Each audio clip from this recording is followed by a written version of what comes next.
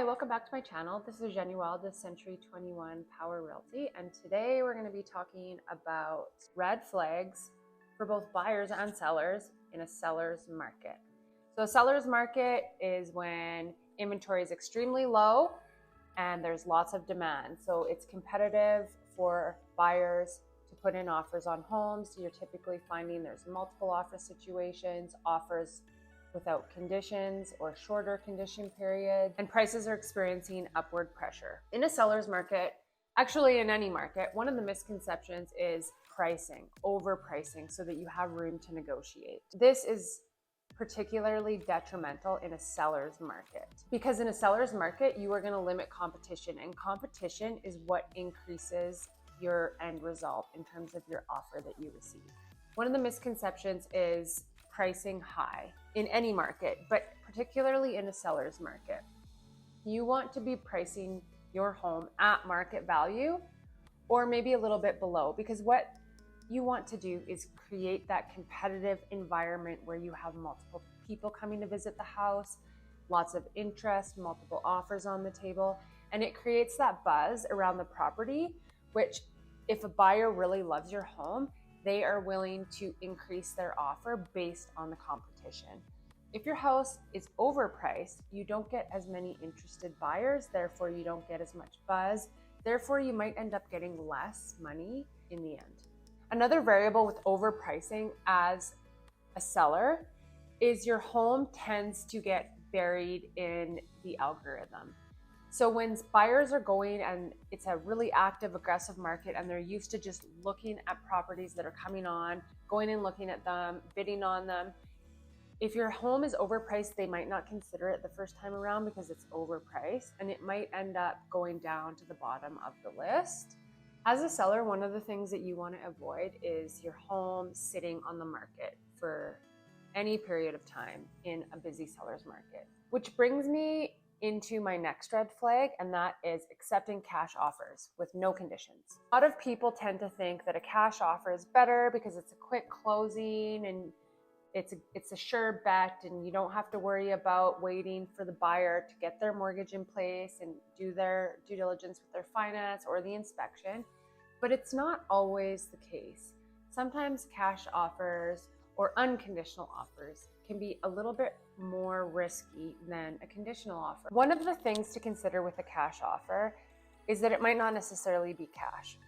So you always want to take an additional deposit after they remove conditions, or a higher deposit in the event that for whatever reason that doesn't come together. You as the seller get that insurance policy. In respect to the condition period, what I really want to make clear is a condition period isn't necessarily a bad thing in a busy market.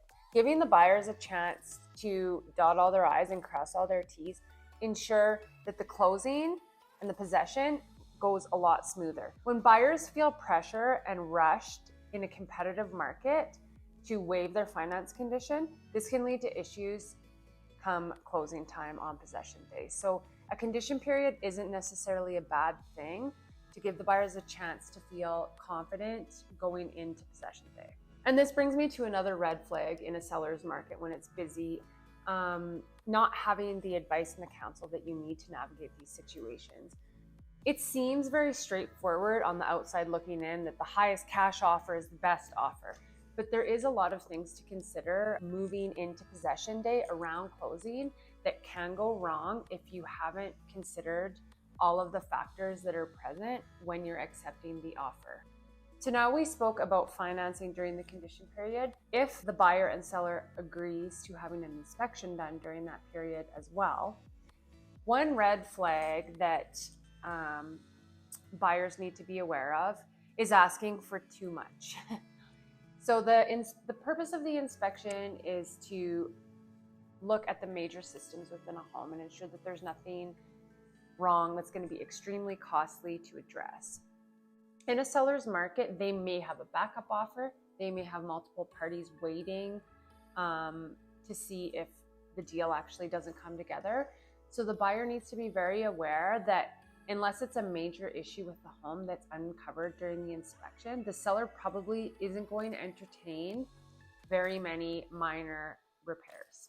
Along that note, we are seeing more sales where the seller is not making any warranties or representations on the home. They're just selling as is. And a home that's marketed as is, where is, or no warranties or representations are made on the home, it's not necessarily a bad thing. This is where a realtor can come in to advise you on the different situations that aren't concerning. For instance, if it's an estate sale and the person selling the home on behalf of their parents has never lived in the house, so they can't make any warranties or representations on the condition of the home. And it's the same situation with a landlord who's owned a property but has never lived in it. They cannot make any warranties or representations. So it's in your best interest to be working with an experienced real estate agent who is asking these questions on your behalf and getting you the information you need to make an informed decision. I touched on some of the red flags in a seller's market, and the tendency is for people to feel rushed. When both the buyer and the seller have slowed it down a little bit, taken the time to come to an agreement that's mutually beneficial, this is when the transaction can go smooth. Hopefully this short video helped you. You can check out some of my other videos on this YouTube channel. And if you are looking for the support of an experienced real estate agent, my contact's below. Feel free to reach out anytime. Thanks.